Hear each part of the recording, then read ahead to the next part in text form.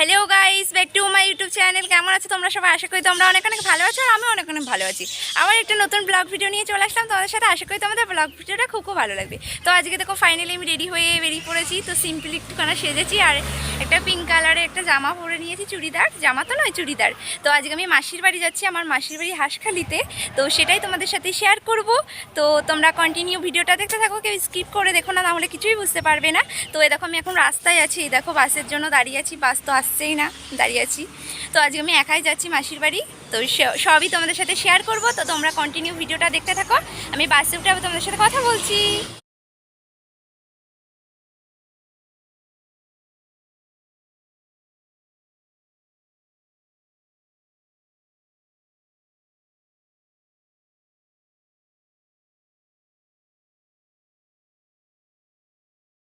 দেখো গাইস, আমি বাসে উঠে পড়েছি, অনেকক্ষণ আগে আমি বাস পেয়ে গেছি।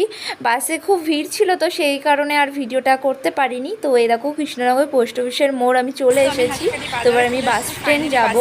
তো সবই তোমাদেরকে দেখাবো, সব কিছুই তোমরা ভিডিওটা দেখতে থাকো। দেখো কৃষ্ণনগর মোড়ে দেখো কত সুন্দর লাগছে।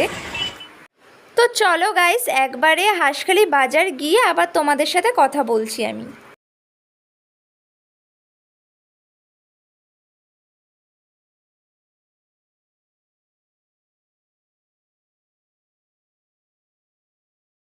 তো গাইস, আমি তো তোমাদেরকে আগেই বললাম যে আমি এখন হাঁসখালি বাজারে আছি। তো এখন বাজার থেকে আমি কিছুটা আগিয়ে যাব, 2 মিনিট মতো লাগবে, হেঁটেই যাচ্ছি। তো 2 মিনিট মতো হাঁটার পরে আমার মাসির বাড়ি যেতে গেলে নদী পার হতে হয়। তো এই দেখো আমি নদী পার হবো বলে যাচ্ছি সামনের দিকে। তো এই দেখো এটা হাঁসখালি থানা, তোমাদের দেখিয়ে দিলাম।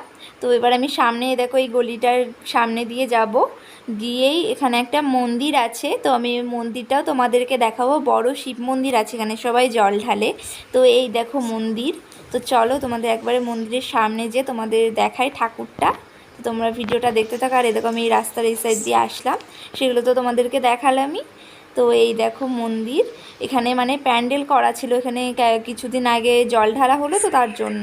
এই দেখো গাইস ঠাকুর বাবা ভোলানাথ। আর এই দেখো নদী, আমার মাসির বাড়ি যেতে গেলে নদী পার হতে হয়, তোমাদের তো বললামই।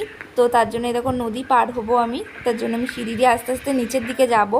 তো এই দেখো নদীটা কত সুন্দর লাগছে দেখো গাইস। আর এই দেখো নৌকায় করে আমার মাসির বাড়ি মানে নৌকায় করে পার হতে হয়, এখানে নৌকা থাকে, 3 টাকা করে নেয় ভাড়া।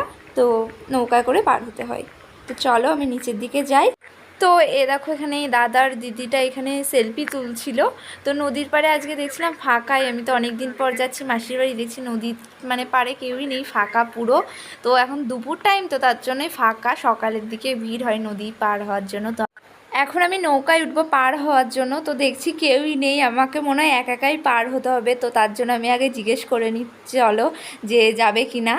তো ওদের জিজ্ঞেস করে নিই, তো বললো হ্যাঁ যাবো, ওই পারে মানে যাবে কি না, তো সেটাই শুনে নিলাম। তো বললো যাবে, তো তার জন্য আমি দেখো নৌকায় উঠে পড়লাম। তো এবার দেখো উঠে কত সুন্দর লাগছে, চারপাশটা নদী, পুরো জল, দেখো গাইস কত সুন্দর লাগছে। আবার নৌকায় উঠতেও ভয় লাগে, কিন্তু আবার নৌকায় উঠেও খুব মজা হয়, কারণ নৌকায় দেখো দাঁড়িয়ে আছে, আরও কত সুন্দর লাগছে, চারপাশটা জলের মধ্যে বেশ কত সুন্দর লাগছে বলো তো। দেখো আর নদীর চারপাশটা কত গাছপালা আছে, আরও বেশি সুন্দর লাগছে।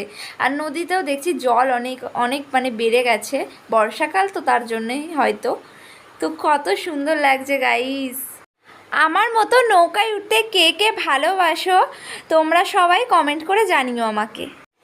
তো গাইস দেখো আমাকে কত সুন্দর লাগছে, পুরো জলপরীর মতো লাগছে দেখতে, পুরো দাঁড়িয়ে আছি, মনে হচ্ছে একদম জলের মধ্যে আমি দাঁড়িয়ে আছি, কিন্তু না, আমি তো নৌকার উপরে দাঁড়িয়ে আছি, নৌকাটা তো আর দেখা যাচ্ছে না তার জন্য। তো কিন্তু খুব সুন্দর লাগছে। তো তোমরা ভিডিওটা কন্টিনিউ দেখতে থাকো, আর আমি এনজয় করি আর তোমরা আমার ভিডিওটা দেখে এনজয় করো। এ দেখো